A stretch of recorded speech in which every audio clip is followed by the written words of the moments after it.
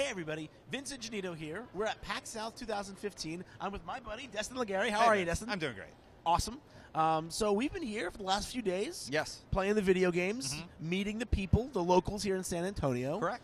Taking in the first ever PAX South. First ever. That's right, because PAX has expanded from, it had PAX Prime in Seattle and PAX East in Boston, PAX AU, and now we got PAX South. Yeah. So let me ask you, this is a pretty small show. I think maybe even smaller than we expected it to be. What do you think of the size? Does it hurt the experience? Does it make the experience better? When we got here, I was kind of shocked. I'm like, this is it? Yeah. Because it's like a few booths. There's not really any huge titles here. You know, there's some cool games here. I'm not saying there's not good games here, but there wasn't just any blockbusters like there typically is at a PAX South. There wasn't that one AAA, like everyone's lining up around the corner because that's the one game you have to play. Yeah, exactly, and it was kind of surprising. It's small.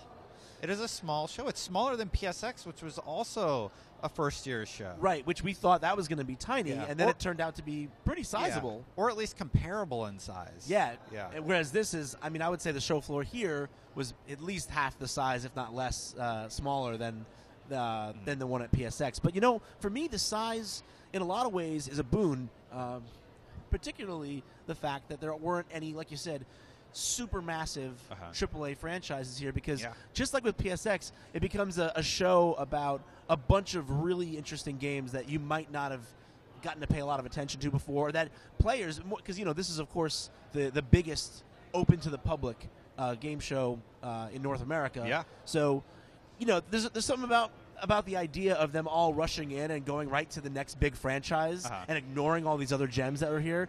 That would have made me sad. So it's kind of cool to me that a show of this size allows all those other guys to get seen. It's almost totally indie focused also. Yeah. You know, like there's a few bigger guys, but it's all the indies. They're showing a lot of indie support this year.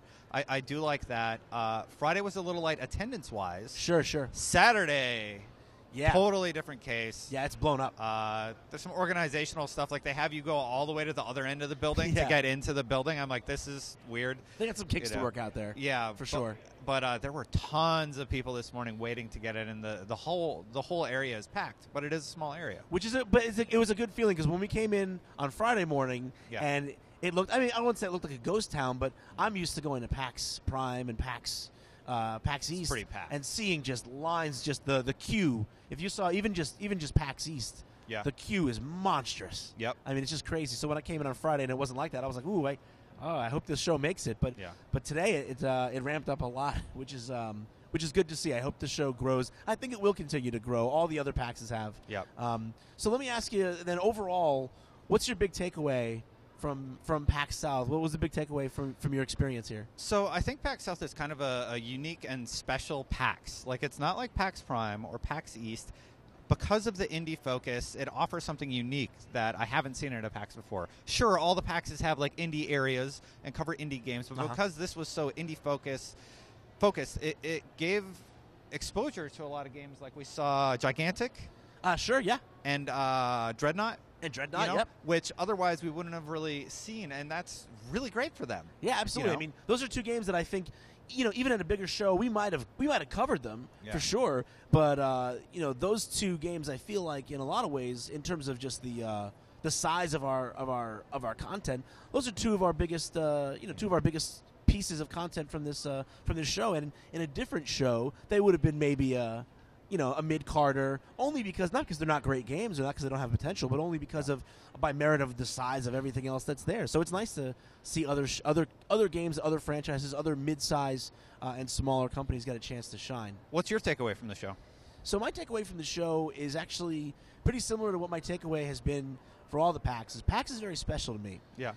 Because PAX, more than any other show, feels like it's a safe place for people. You know, we talked a little bit about this off camera. You know, for people who grew up playing games, but not always necessarily feeling like they had a safe place to play games. And when I say safe, I don't mean like they were afraid of getting murdered or something. But you know, a place where they could be themselves without really being judged. And younger gamers today don't have too much of a conception of that. But older gamers like you and me definitely grew up in a time where you were the geeky kid. You were. You were. You didn't always have someone to share that with. And so I've seen signs constantly all over the place of solidarity and an earnestness and just kind of a comfortability that only comes when you know you're not going to be judged. Yeah. And that you're not going to be thrown under the bus just for being who you are. Yeah. And, you know, it may be the first PAX South, but just like every other PAX I've ever seen, there was still a horde of people lying down on, you know, on beanbags. Yeah, beanbag and, chairs. and playing their 3DSs and Vitas.